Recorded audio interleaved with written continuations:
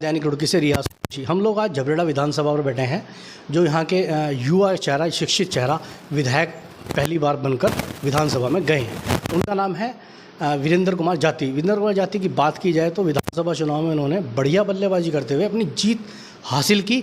भाजपा में चुनाव हुआ, गन्ना समिति में उन्होंने अपने समर्थक को वाइस चेयरमैन बनाकर अपना वजूद तय किया। अब जिला पंचायत का चुनाव सर पर है, आचार संहिता लग चुकी है, नामांकन की प्रक्रिया लगातार जारी है। अब देखना होगा कि वीरेंद्र जाती जो विधायक हैं झबरेड़ा से, कांग्रेस से, उनकी जिला पंचायत पर क्या भूमिका रहेगी, किस तरीके से वे अपने प्रत्याशियों को, अपने समर्थकों को चुनाव में उतारेंगे। चलिए उनसे बात करते हैं वीरेंद्र जाती जी से। विधायक जी, आपका दैनिक रुड़की में बहुत बहुत स्वागत है। आपका भी बहुत बहुत स्वागत रियाज जी। विधायक जी, जिला पंचायत का चुनाव सर पर है और आपके पास आवेदन भी लगातार आ रहे हैं। मेरे ख्याल से आपको चुनाव समिति में भी कांग्रेस की ओर से रखा गया है, काजी निज़ामुद्दीन को रखा गया है, रुड़की से यशपाल राणा को रखा गया है। तो फिर अब चुनाव में आपकी क्या, किस तरह से भूमिका रहेगी, ख़ास तौर से सफ़रपुर सीट की बात की जाए, कोटवार आलमपुर सीट की बात की जाए, या फिर टिकोला कला सीट की बात की जाए। हॉट सीटों में आ रही हैं और ननेड़ा अनंतपुर, क्योंकि कुछ ना कुछ हिस्सा आपके विधानसभा क्षेत्र में इनमें से आता है और आपसे लोग जुड़े हुए हैं। तो विधायक जी, अब आप ये बताइए कि आपकी इसमें क्या है। देखिए, मेरी प्राथमिकता रहेगी कि कांग्रेस पार्टी के सदस्य ज़्यादा से ज़्यादा जीतें, और चूँकि एक नैतिक जिम्मेदारी भी है, विधायक होने के नाते दायित्व भी बनता है। हम लोग कांग्रेस के सिपाही हैं, कांग्रेस के वर्कर हैं, और कांग्रेस को भले वो कोई भी इलेक्शन हो, कांग्रेस के लिए काम करना, उसको जीत दिलाना हमारा नैतिक दायित्व भी है। तो इसी कड़ी में हमारा प्रयास रहेगा, मेरा और साथियों सहित मेरा प्रयास रहेगा कि हम लोग कांग्रेस के ज़्यादा से ज़्यादा सदस्यों को जिता सकें। अभी तक आपके पास कितने आवेदन आ चुके हैं और कौन कौन सी सीटों से आए हैं?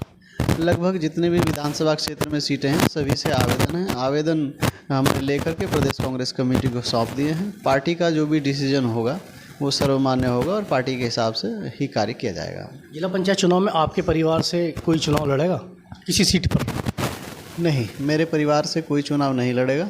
अब देखिए, विधानसभा क्षेत्र की सम्मानित जनता ने मुझे चुनकर विधायक बना दिया, ये उन्होंने मुझे बहुत बड़ा सम्मान दे रखा है, और मेरा मानना है कि परिवार के बजाय सभी को मौका मिलना चाहिए। तो इसलिए मेरे परिवार से कोई भी सदस्य अन्य किसी चुनाव में नहीं जा रहा है, और सभी को बराबर मौका मिलना चाहिए, इसलिए सभी को मौका दिया जा रहा है। जिला पंचायत चुनाव में अक्सर कर बसपा उभर कर आती है और 15-16 से कम उनके प्रत्याशी जीतकर नहीं आते हैं। अब कांग्रेस कहाँ खड़ी है, ये आप बताएंगे। इस बार कितने प्रत्याशी आ सकते हैं जिले में? देखिए, मेरा इस विषय पे ये कहना है, ये तो समय तय करेगा, और जब परिणाम आएंगे तो तब आपको एग्जैक्ट फिगर और दूध का दूध और पानी का पानी सब नज़र आएगा।